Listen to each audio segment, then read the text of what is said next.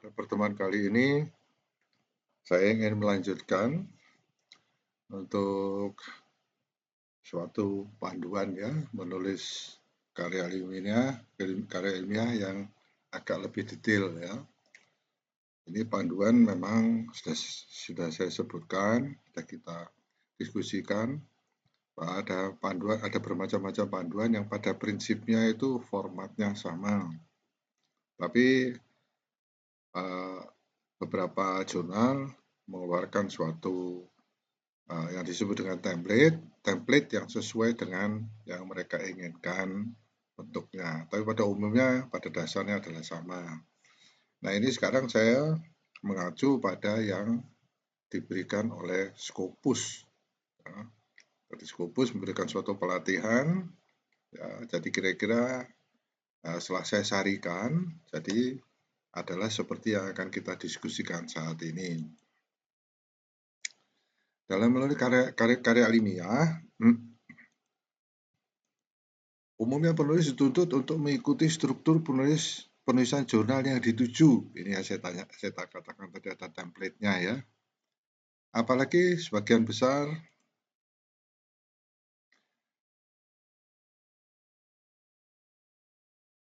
dalam menulis karya ilmiah, umumnya penulis dituntut untuk mengikuti struktur yang penulisan jurnal yang dituju. Ini yang saya tadi katakan ya. Template dari jurnal tersebut ya. Ya bukan berarti jurnal itu membuat aturan sendiri, tapi pada dasarnya itu adalah sama. Ya. Apalagi sebagian besar jurnal di bidang sains dan teknologi memiliki model yang hampir sama. Ya. Ada bagian penting yang menjadi struktur utama yang harus ada di dalam artikel. Di antaranya adalah harus ada judul, ada abstrak, pendahuluan, metodologi, ya, pembahasan, kesimpulan, dan referensi. Ya. Ini saya semua terjemahkan.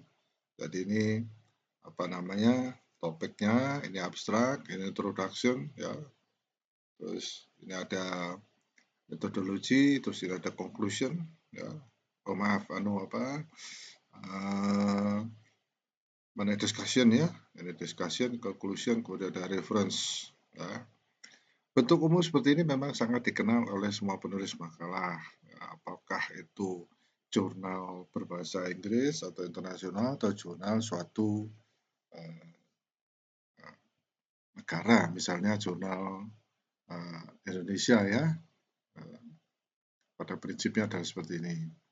Namun bagi penulis yang masih pemula atau masih belajar menulis makalah yang baik dan benar, info tentang struktur karya ilmiah bisa membantu ya, apa saja yang harus dituliskan dalam sebuah karya tulis. Ya, pada awalnya pada waktu menulis memang saya meraba-raba ya. Ya. Yang saya lakukan hanya ya sebenarnya nggak salah ya saya lakukan, tetapi saya lakukan adalah pada waktu saya memakai struktur seperti yang ada pada skripsi yang saya buat dulu atau tesis yang saya buat dulu ya. Dulu pernah saya buat ya. Ya, strukturnya sama sebenarnya, cuman masalahnya adalah yang dinamakan karya ilmiah atau artikel ilmiah itu tidak sepanjang, tidak yang sepadat yang kita tuliskan di skripsi, tesis maupun disertasi. Ya.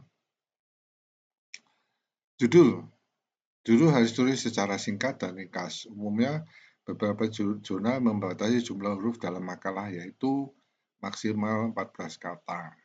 Nah, ini ada beberapa ya, yang mengharuskan sekitar ini. Ya, ini juga dasarnya juga dari Scopus ya. Tetapi saya melihat ada beberapa jurnal yang sepertinya tidak dibatasi ya.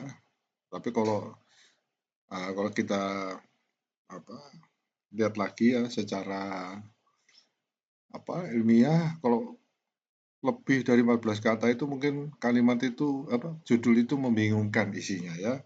Jadi kita lihat apa sih sebenarnya masalah dalam tulisan kita. Abstrak adalah garis besar penelitian yang ditulis dengan penjelasan yang singkat dan ringkas dan tidak disarankan untuk menuliskan rumus. Ya. Meskipun saya melihat beberapa abstrak itu ada rumusnya, saya nggak tahu ya.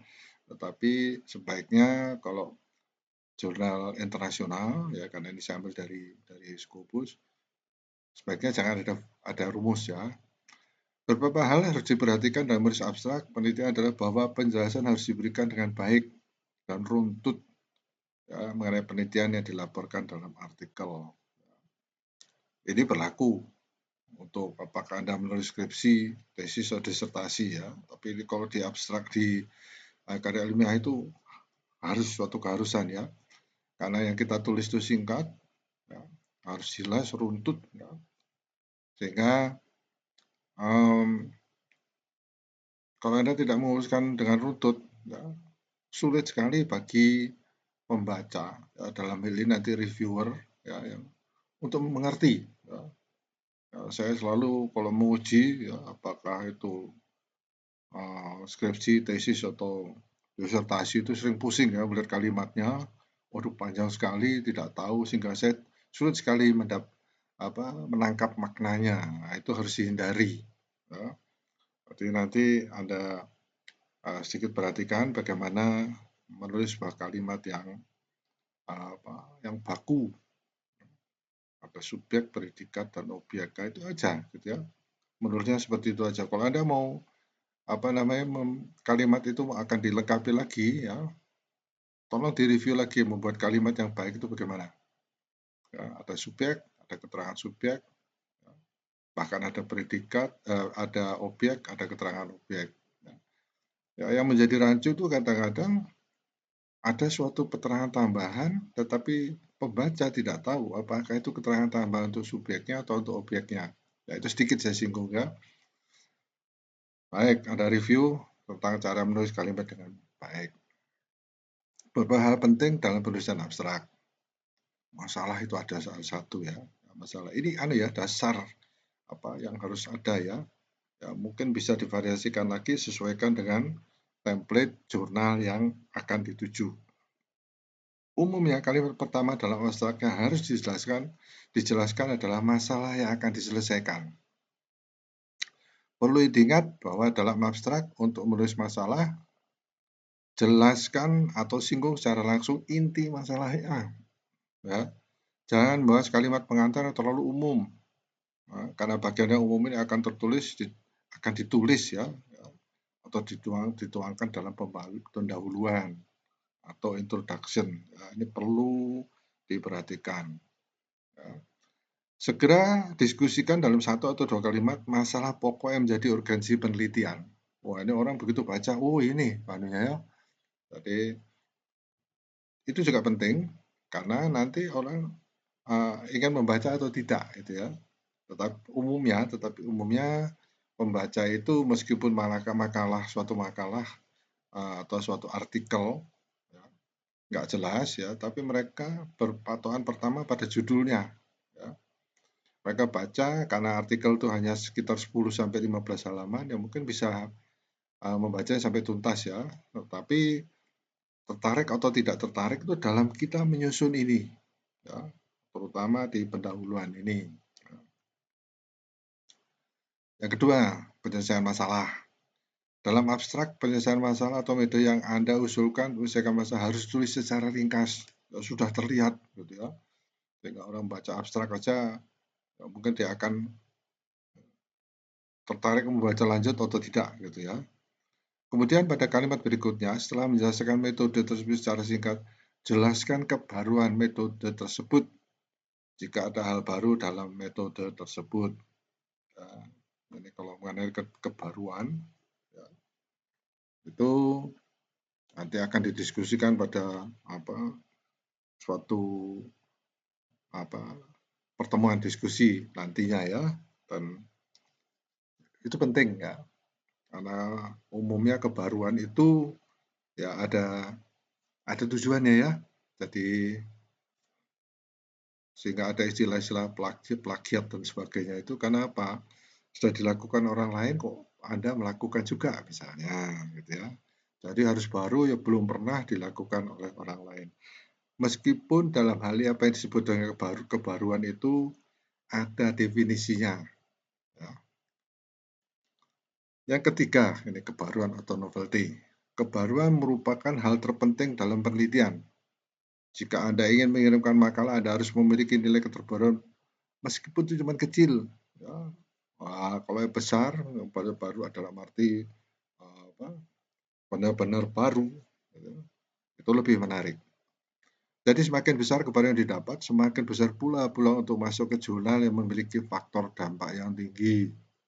Nah, saya tidak tahu Anda ingin menuju ke jurnal yang berdampak tinggi atau hanya ingin menuju jurnal internasional, ya itu tergantung Anda. Ya, karena ada beberapa orang yang hanya ingin menyampaikan gagasannya, tapi tidak berambisi mengirim ke jurnal dengan faktor dampak tinggi, gitu ya.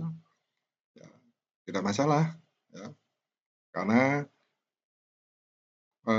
masing-masing ya mengirimkan ke suatu jurnal itu ya berdampak tinggi atau tidak itu sesuai dengan kebutuhannya. Jadi itu saya kira Anda akan tahu kapan kita butuh yang berdampak tinggi, kapan kita butuh hanya pada yang berdampak tidak terlalu tinggi.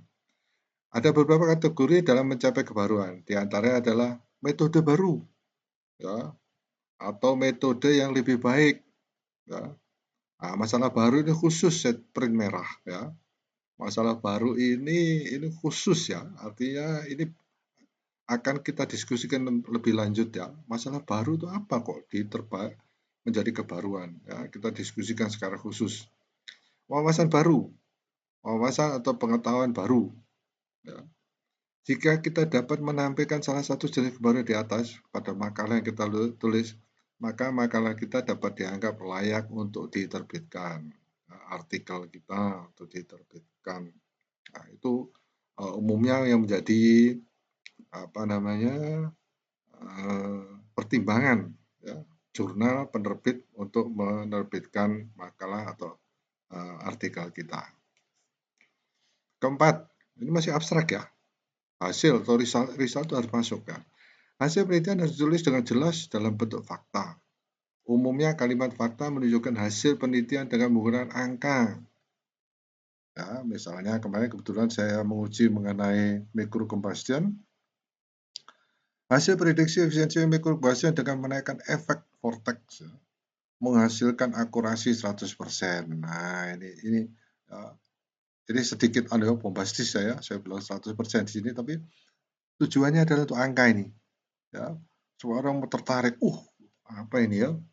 Jadi sepertinya kita akan melihat, nah ini perlu dibaca ini, bagaimana ini?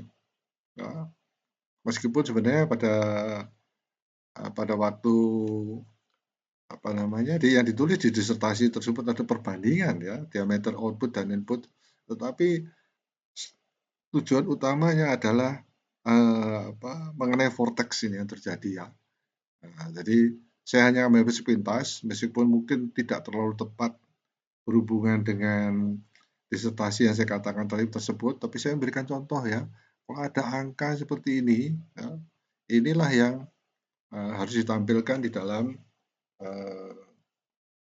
abstrak ya, sebagai bagian dari hasil atau result. Yang juga perlu diperhatikan dalam penulisan abstrak adalah jangan memakai singkatan yang tidak diketahui, ya. Atau jangan tulis singkatan yang belum pernah ditulis di makalah, ya. Gitu ya. Kalaupun ada singkatan, ya, kalau ada singkatan jangan diabstrak. Sebaiknya di abstrak itu tetap masih memakai istilah yang lengkap, tidak disingkat. Ya, kalau nanti singkatan di dalam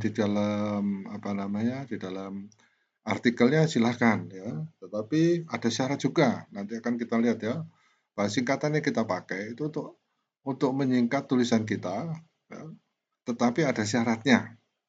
Nanti akan kita diskusikan. Selain itu, jangan mencantumkan sitir atau kutipan, ya, atau jangan tulis sitir atau sumber referensi dalam abstrak. Ya, kutipan sitir itu reference ya, yang diacung ya. Abstrak umumnya hanya terdiri dari 200 sampai 250 kata. Meskipun ada yang lebih ya. Jadi coba kita mengikuti ya, yang panduan yang saya ambil ini ya. Ya mungkin Scopus hanya mengambil secara apa namanya, secara umum ya, tetapi ini kita lihat di tentang jumlahnya nanti kita lihat di template masing-masing jurnal yang akan kita tuju. Pendahuluan ya, sekarang ya, atau introduction. Ya, tadi kita sudah bicara abstrak, kok saya beri 3 ini apa namanya, abaikan aja ya. Maksudnya ada pendahuluan dan introduction. Dalam pendahuluan, tuliskan atau tuangkan apa masalah yang akan diselesaikan. Ya, di abstrak sudah ada, ya abstrak itu adalah bagian dari pendahuluan ini ya. Tapi di sini ya kita menjelaskan lebih detail. Ya. Mengapa masalah itu penting atau apa urgensinya masalah tersebut? Ya. Perbandingan kebaruan dari penelitian sebelumnya ya, dan hasil yang diharapkan. Ya, kita katakan misalnya penelitian kami ini penting sekali ya, karena pada penelitian yang lalu ya. Nah, jadi artinya dalam penelitian yang lalu jangan kita istilahnya itu menjatuhkan, ya, tetapi mungkin yang perlu Anda sampaikan adalah mungkin adalah misalnya penelitian yang lalu itu belum dibahas mengenai suatu variabel atau parameter tertentu. Ya. Tapi jangan katakan bahwa makalah yang lalu ya, atau artikel yang lalu itu nggak bagus. Ya. Ya, jangan. Sampaikan aja bahwa yang Anda lakukan adalah penting karena itu melengkapi ya, penelitian yang lalu. Baik, dalam pendahuluan perlu disampaikan detail penelitian yang dilakukan. Berbeda dengan penulisan abstrak, tadi saya sudah katakan ya. Pendahuluan harus menjelaskan secara detail masalah umum hingga hasil penelitian yang diharapkan. Dalam penulisan pendahuluan ada beberapa bagian yang harus dijelaskan di setiap paragraf yang kita tulis. Nah, ini hanya panduan ya. Tetapi kalau kita lewat dengan panduan ini, saya kira ini bagus sekali ya.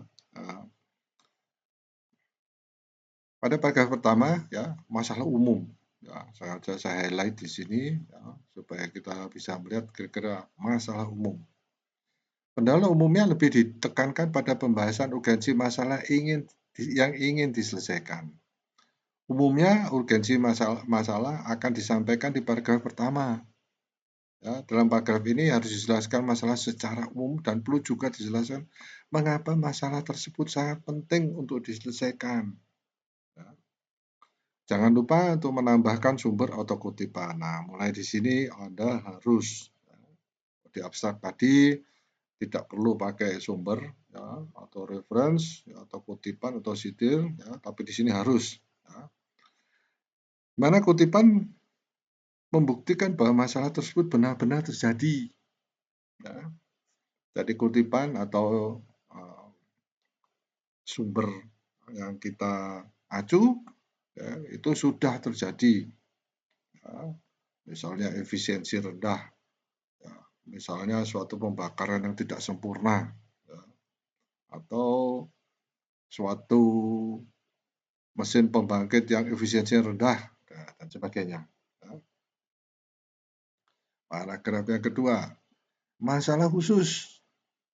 Setelah dijelaskan mengenai gambaran umum masalah, di paragraf kedua, jelaskan masalah yang diselesaikan secara spesifik, khususnya di sini dalam hal diskusi.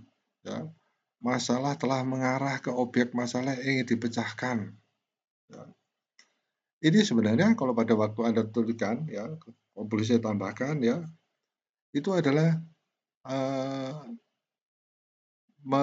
menguraikan rumusan masalah. Ya. Tetapi di dalam artikel ilmiah, rumusan masalah itu tidak dimunculkan secara khusus. Ya. Tetapi dijelaskan di dalam introduction atau pendahuluan. Jelaskan objek apa yang ingin didiskusikan dan juga sertakan jenis data yang ingin digunakan. Ya, misalnya Anda katakan saya dalam ini yang ingin saya lihat adalah head-nya, yang saya ingin lihat adalah apa sistem pembakarannya, misalnya apakah ada difusi, ya, apakah ada pencampuran yang yang terjadi karena ada vortex, ya, dan sebagainya. Dalam menjelaskan objek masalah secara mendetail, perlu juga tambahkan sumber atau kutipan yang membuktikan bahwa masalah tersebut benar terjadi. Itu saya ulang lagi ya. Jadi harus ada. Ya sebenarnya tidak terlalu seperti ini ya, tetapi coba Anda pakai panduan-panduan paragraf-paragraf ini ya sehingga mudah membaca, mudah dibaca oleh khususnya reviewer ya, atau mereka-mereka yang nanti membutuhkan artikel Anda. Selanjutnya perlu disampaikan solusi yang ada atau solusi yang ada saat ini. Mengamati solusi yang ada dapat dilakukan dengan menyampaikan makalah lain yang serupa dengan penelitian yang dilakukan. Ini harus perlu hati-hati ya, karena kemarin pada waktu saya menguji, ya, penyampaiannya itu seakan-akan bahwa penelitian yang dilakukan itu sudah dilakukan oleh orang lain, ya. Sehingga sering ditanyakan, mengapa Anda memakai perbandingan ini? Ya. Mengapa Anda memakai angka-angka ini? Mengapa Anda memakai variasi sudut seperti ini? Nah, itu ya. Itu untuk itu untuk menentukan ya, apakah benar Anda melakukannya belum dilakukan orang lain. Terus yang kedua, mengapa Anda memakai variasi itu? Ya, ya mungkin Anda bisa jelaskan. Oh ini karena belum optimum, kita ingin melihat optimumnya. Ya. Atau mungkin variasi dua sudut ini terlalu jauh ya, sehingga diantaranya ini mungkin perlu diteliti, diamati. Ya, karena ada dugaan, nah misalnya bahwa di antara variasi sudut ini ada sedikit hal yang perlu kita lihat, misalnya. Perlu dipaparkan beberapa solusi yang telah diperoleh dengan menuliskan sumbernya atau menuliskan kutipan. Selalu ya, dalam pendahuluan itu saya masukkan ini ya, maksud saya Scopus ya masukkannya, supaya kita selalu ingat bahwa acuan atau sitir ya, kutipan itu harus selalu ada. Ya. Jangan sampai bahwa Anda menuliskan sesuatu seakan-akan itu pendapat Anda. Ya. Sehingga sepertinya sudah ada kesimpulan. Nah, baik. Penelitian sebelumnya yang umum dibahas dan ditulis dalam pendahuluan adalah metode yang digunakan dan hasil penelitian yang dilakukan. Ya, tadi sudah saya sebutkan contohnya kira-kira seperti itu. Paragraf selanjutnya, kelemahan atau kekuatan solusi yang ada. Paragraf ini merupakan lanjutan dari paragraf ketiga. Ya. Jika dalam penelitian sudah diketahui metode yang digunakan dari hasil penelitian sebelumnya, maka untuk penelitian ini dapat dibahas dari sisi yang lain. Ya. Dan penjelasan ini yang disampaikan dalam paragraf keempat ini. Ya. Misalnya, efisiensi rendah kenapa ini ya? Ya. Katakan, wah ini efisiensi rendah karena cara pembakaran ya tidak terjadi difusi misalnya. Ya. Kemudian ini pembakarannya sebenarnya bukan kalau kita lihat dari sisi lain ya. Jadi perbandingan udara dan bahan bakar misalnya. Ada yang melihat dari perbandingan pencampuran ya, ya atau udara bahan bakar, dan ada yang melihat proses pencampurannya misalnya dalam bentuk vortex tadi. Ya. Kemudian ada juga yang melihat dari kebutuhan dari energi panasnya misalnya. Gitu ya. Kalau itu belum dibahas, saya ingin membahas ya, mengenai energi panas, ya, atau orang katakan panas ya, dipakai dan sebagainya. Ada makalah sebelumnya belum dibahas itu, saya bahas. Nah, demikian. Jika ingin dijelaskan tentang kurang penelitian sebelumnya, maka sampaikan celah yang ditemukan pada penelitian sebelumnya. Sekali lagi, ya, ini penting, tetapi tidak meremehkan atau menjatuhkan penelitian yang lalu. Ya, Anda tunjukkan. Ya. Setelah itu celah tersebut dapat diselesaikan atau diperbaiki dengan penelitian yang dilakukan saat ini. Nah, ini penting sekali. Dan kalau kita memang menjadi seorang penulis makalah atau peneliti, kita harus berbesar hati. Ya, kalau ada yang ada yang bukan mengkoreksi, ya saya tidak setuju dengan istilah koreksi. Kalau ada yang mengembangkan, ya, Demikian. Jadi harus berhati-hati karena ya, seorang reviewer akan melihat gitu ya, akan melihat bagaimana cara Anda membahas mengenai hal ini. Ya. Kalau dia menjadi subjektif, ya, karena ingin yang Anda punya itu terlihat lebih bagus, ya, itu bisa menjadi masalah. Ya. Sehingga pertanyaan akan melanjutkan, kenapa Anda mengatakan seperti ini, padahal seperti ini, dan sebagainya.